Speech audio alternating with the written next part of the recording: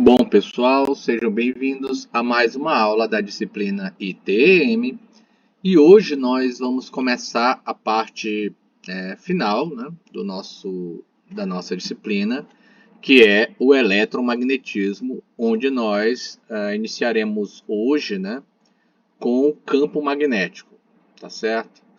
Lembrando que os demais assuntos, este também já foram abordados em sala, né?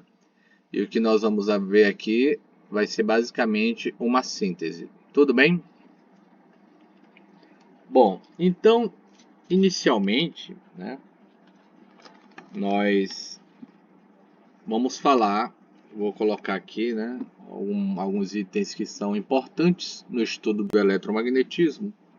Vou chamar de 12.1, que seria um ímã, certo?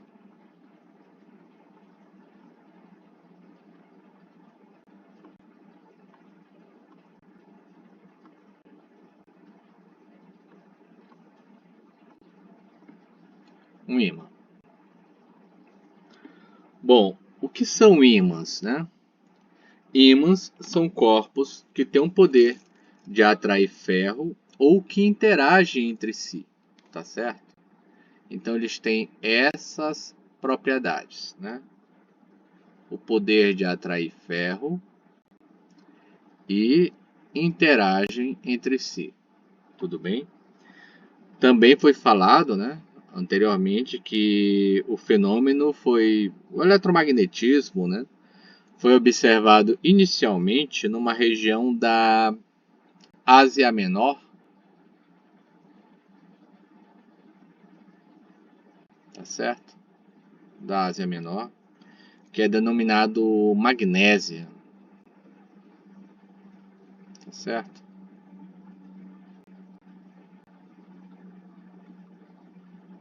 Magnésia, tudo bem? Aí daí que nós temos o nome magnetismo, né? Magnetismo,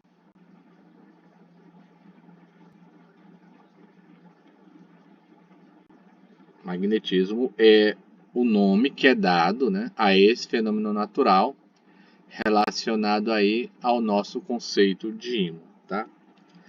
Nós também sabemos que hoje, né, os pedaços de rochas que possuem essas propriedades são as magnetitas. Deixa eu ver aqui. Magnetitas.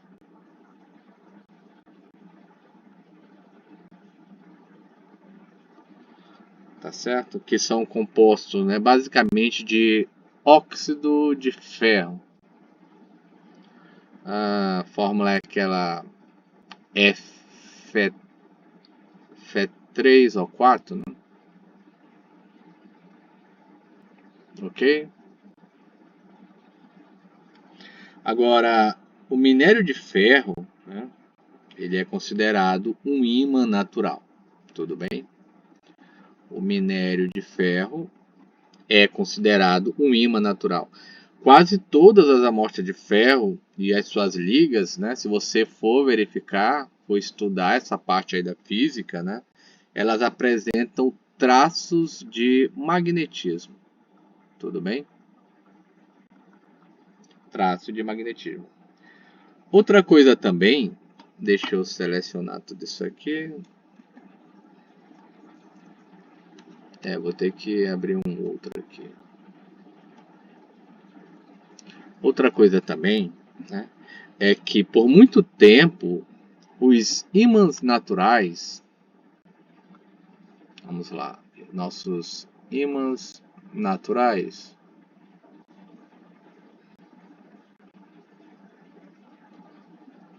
eles satisfaziam as necessidades da humanidade, né? Isso daí por muito tempo, né? Só que com o progresso foi necessário, tá?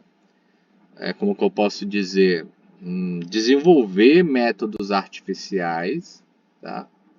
Desenvolver métodos artificiais para que nós tenhamos a obtenção de ímãs que sejam mais potentes, né? Vamos dizer aqui um ímã, né? Que sejam mais potentes e duradouros. Tudo bem? Tá aqui o meu ímã, né? O processo para se obter ímãs artificiais, inclusive eu falei em sala isso daqui, né? O processo para se obter ímãs artificiais nós denominamos de imantação. Tudo bem?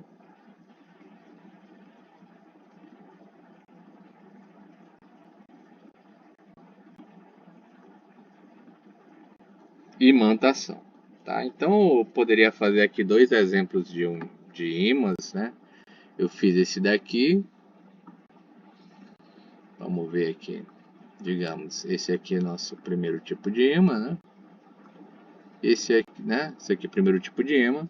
E o segundo tipo de ímã, né? Seria como se fosse primeiro, tradicionalmente, em forma de barra, que os senhores já conhecem. E o segundo, ele teria mais ou menos essa configuração aqui, né? É só uma questão de representação, tudo bem?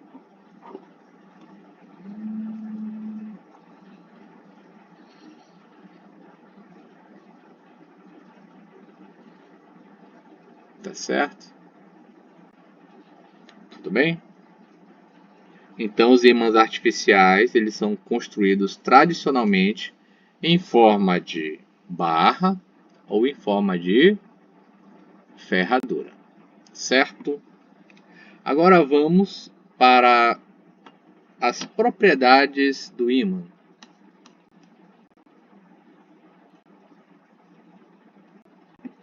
Vamos lá para propriedades do ímã.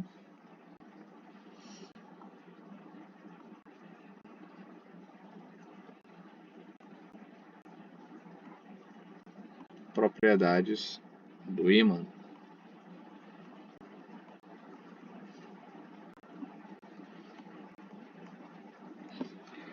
Bom, vocês devem lembrar daquele experimento que eu falei em sala, né? Sobre a imantação de uma agulha e sobre a utilização de limalha de ferro, certo? Então, se nós pegarmos limalha de ferro, né, e espalharmos sobre um ímã, nós vamos notar a formação, né, de uma representação de uma figura, né, nas extremidades desse ímã. Então, a gente pode dizer que as atividades magnéticas elas são mais intensas, tá? As atividades magnéticas são mais intensas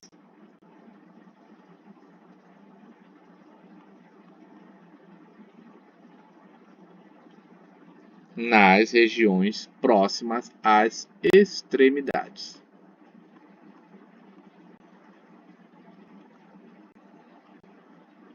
Tudo bem? Prosseguindo, né? Nós temos os polos, né, de um ímã, tá certo? Polos de um ímã. Para não misturar com as propriedades, eu vou escrever aqui por extenso, tá? Polos de um ímã.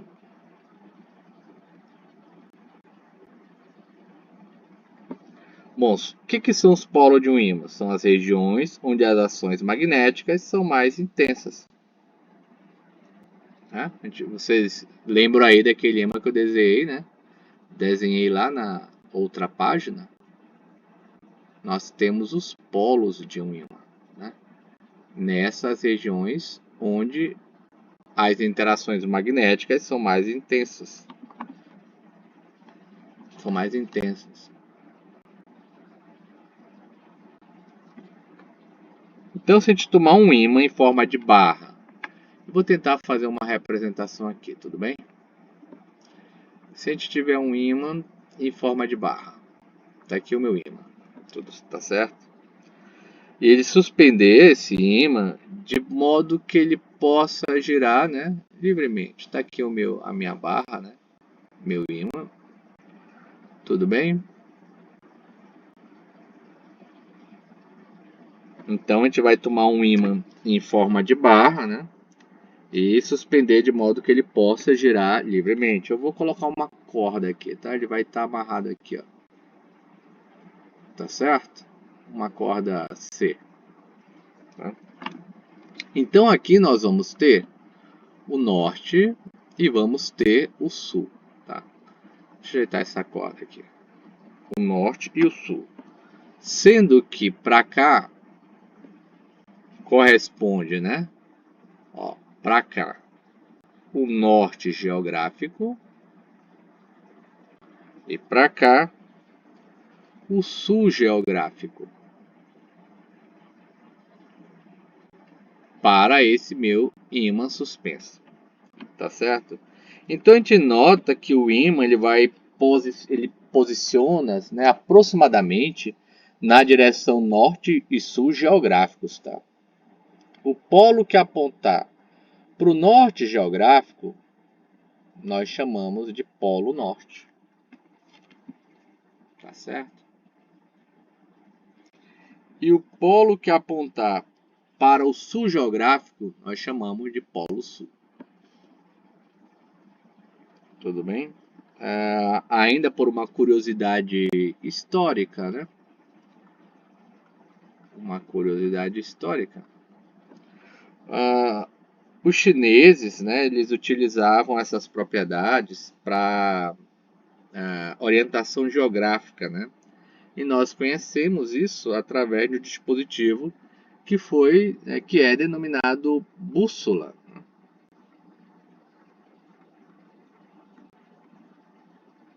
Tá certo? Bússola. Agora, outra coisa que nós temos que falar, né? Falando sobre bússola, né? Nós lembramos no que diz a história, né?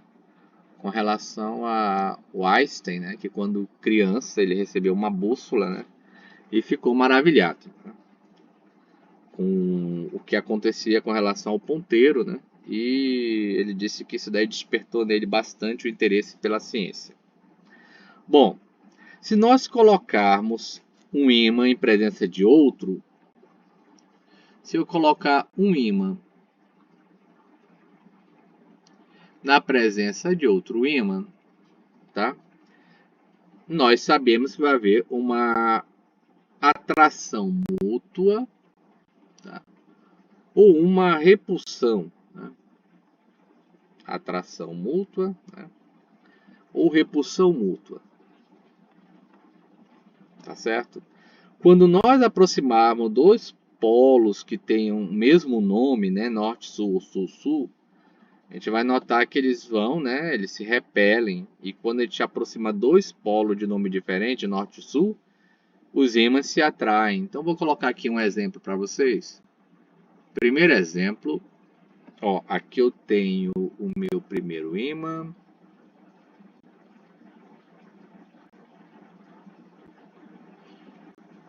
O meu segundo ímã.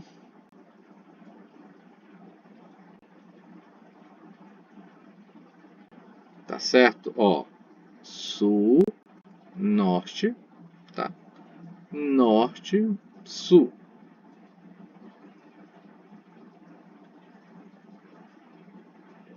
Agora de novo, né?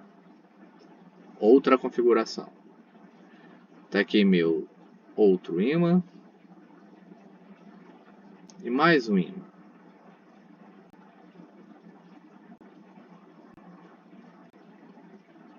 Agora eu tenho norte, sul e aqui sul, norte. Nesse primeiro caso aqui em cima, né? Como os polos têm o mesmo nome, o que vai haver é repulsão. Aqui embaixo, né? Como tem o mesmo nome, né? Repulsão. Agora,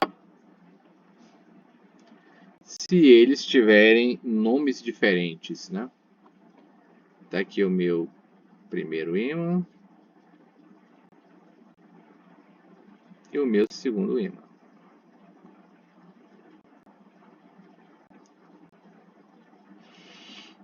Aqui, ó, sul, norte,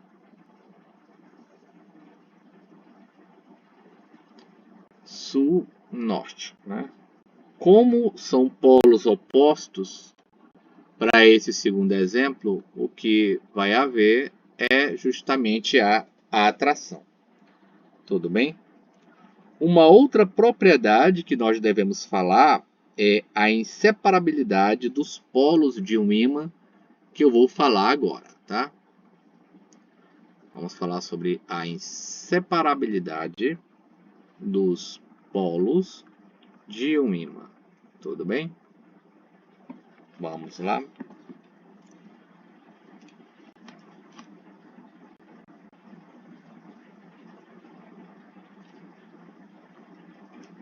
Qual é a propriedade? Acabei de falar.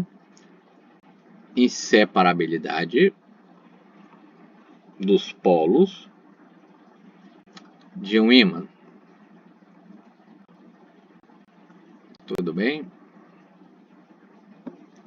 Bom, quando o ímã ele é dividido em várias partes, cada uma das partes, como nós vamos ver, vai se comportar como um novo ímã, né? Então, vou delimitar, né? Vou numa região que eu vou seccionar essa região. Vão aparecer polos de nomes opostos às extremidades existentes, né? E os novos ímãs que vão surgir resultado dessa ação possuirão sempre dois polos. Vamos começar com esse exemplo aqui, tá? Vou fazer ele um pouquinho maior para ilustrar o que eu quero dizer.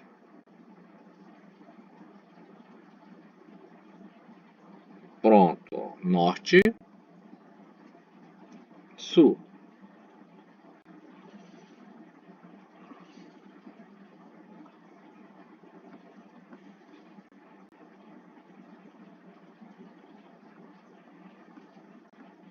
Pronto. Agora vamos fazer, né, o que me propus aí. Eu vou dividir essa parte aqui, ó. Vamos cortar ele mesmo aqui, né?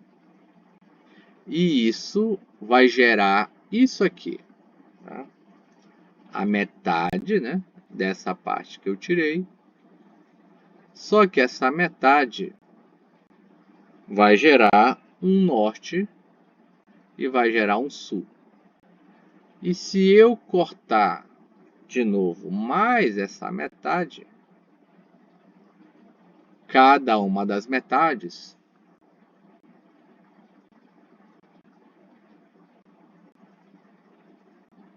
cortei, né? Vai virar novamente um norte e um sul. Um norte e um sul. Tudo bem? O mesmo procedimento se eu fizesse o recorte nessa parte aqui do polo sul, tá? Então, essas divisões, elas podem ser, né, como posso dizer, elas podem ser efetuadas até escalas moleculares, tá? Elas podem ser efetuadas até em escalas moleculares, tudo bem? Então, a gente pode dizer, concluir que um ímã é constituído de ímãs moleculares ordenados, tá? Ó, um ímã, de que ele é constituído? Ele é constituído de ímãs moleculares ordenados. Tudo bem? Certo?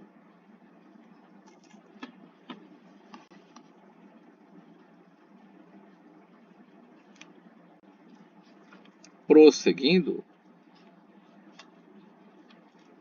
em uma escala elementar, né, nós podemos obter, pode-se obter ímãs, né, da seguinte forma. Vou colocar aqui como forma de observação.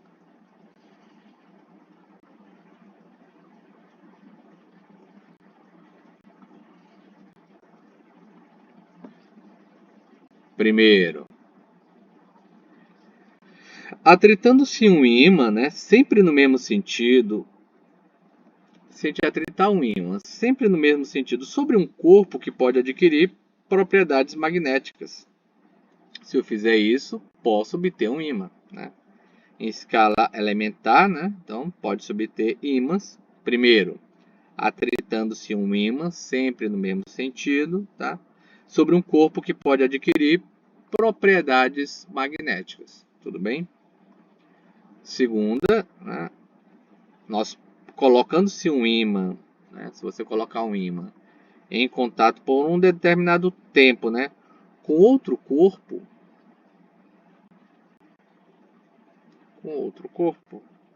que pode adquirir propriedades magnéticas, tá? Então essas são as duas formas de se obter ímã em escala elementar. Essa segunda situação aqui, né? Essa segunda aqui, quando a gente colocar um ímã em contato por algum tempo com outro corpo que pode adquirir propriedades magnéticas, também é uma forma de se obter um ímã, tá? Outra coisa que eu falei em sala também, né? Em 1820, aquele Hans, né? Físico Hans Christian Oersted,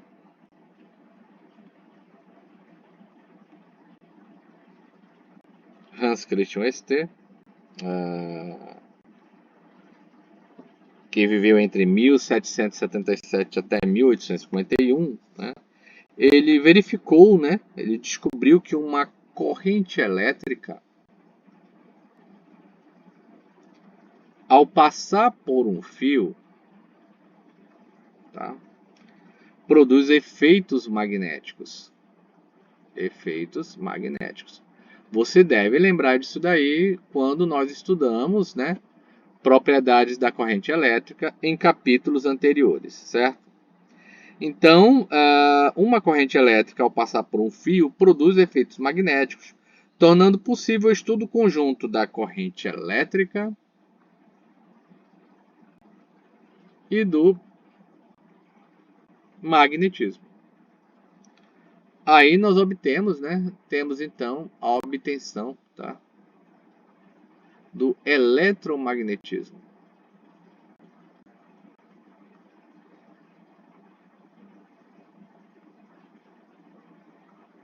Tudo bem?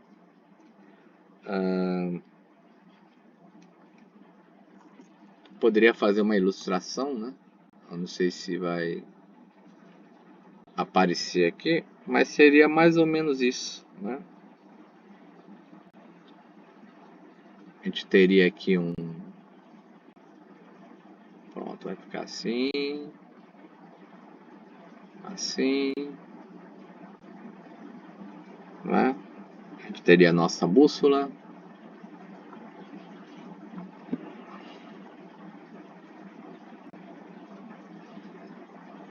Certo? O ponteiro.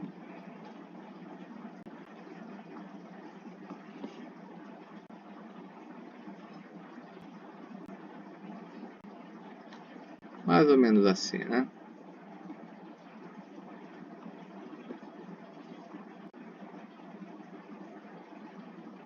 Aquela seta, né? Ficou legal, né? A ideia era um triângulo, né? De duas cores diferentes.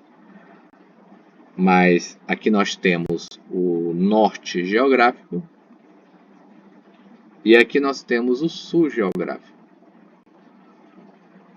Quando há a passagem da corrente,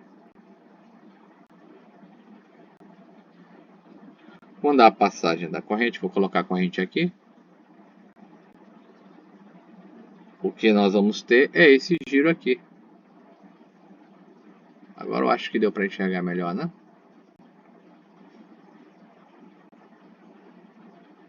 Certo? O que nós tínhamos aqui no desenho anterior, né? Era isso aqui, né? Deixa eu melhorar isso aqui. Como se fosse um triângulo, né? Para indicar a mudança do sentido, né? Devido à passagem da corrente. Seria isso aqui, tá, pessoal?